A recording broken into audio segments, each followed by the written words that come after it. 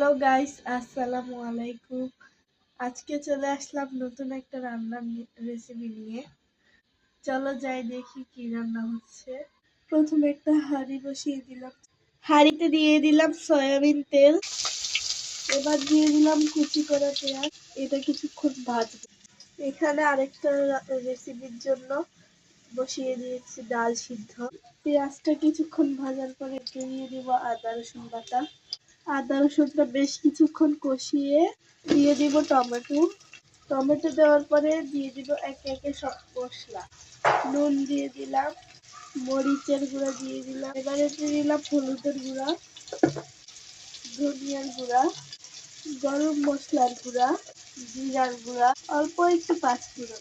এবার মশলাগুলোকে কিছুক্ষণ কষিয়ে দিব। মশলাটা কিছুক্ষণ কষানোর পরে এটাতে দিয়ে দিব সামান্য পরিমাণে পানি। পানি দেওয়ার পরে কিছুক্ষণ কষিয়ে এতে দিয়ে দিব ভেজে রাখা মাংসের টুকরা। কিছুক্ষণ রান্না করার পরে এবার রেডি হয়ে গেছে আমাদের ঝাল ঝাল মাংস ভুনা। রান্নাটা কেমন হলো বাসায় একবার হলেও ট্রাই করে দেখবা। এবার দেখো আরেকটা এটার জন্য চুলায় একটা হাঁড়ি তুলে দিয়েছি। এতে দিয়ে দিলাম সয়াবিন তেল, এতে দিয়ে দিলাম পেঁয়াজ কুচি, দিয়ে দিলাম আদা রসুন বাটা, দিয়ে দিলাম 2-3 টুকরো টমেটো।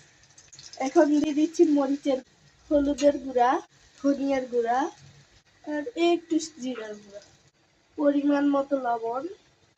সব একসাথে একটু কষাবো। মশলাটা কষানো এই পর্যায়ে দিয়ে দিব মুরগির হাত, পা, ঘাড় এগুলা দিয়ে কিছুক্ষণ মশলাতে কষাবো। এদিক দিয়ে আমার ডাল সিদ্ধ হয়ে গেছে। দেখো দেখো এগুলো কষানো হয়ে গেছে। এবার এগুলো ডালে দিয়ে দিব। দেখো এই রান্নাটাও প্রায় আমাদের রেডি। এটার নাম হচ্ছে মুরগির হাড়গোড় দিয়ে ডাল ভুনা। দেখো দেখতে কি সুন্দর হয়েছে। আমার রেসিপিগুলো ভালো লাগে লাইক কমেন্ট শেয়ার দিয়ে পাশে থাকবে।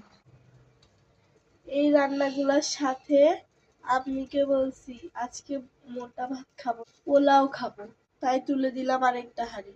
এতে দিয়ে দিলাম সয়াবিন তেল, দিয়ে দিলাম পেঁয়াজ কুচি। পেঁয়াজটা একটু বেরেস্তা হয়ে গেলে কিছুটা পেঁয়াজ তুলে রাখবো। এতে দিয়ে দিব আদা রসুন বাটা, দিয়ে দিলাম কিছুটা লবণ। এরপর দিয়ে দিব আগে থেকে ধুয়ে রাখা চাল। ফ্লেভারের জন্য দিয়ে দিলাম সামান্য একটু দুধ। এবার দিয়ে দিলাম আগে থেকে গরম করে রাখা পানি। দেখো আমাদের পোলাও রান্না প্রায় শেষ। এর উপরে দিয়ে দিলাম সামান্য বেরেস্তা। আজ এই পর্যন্ত, আল্লাহ হাফেজ বন্ধুরা।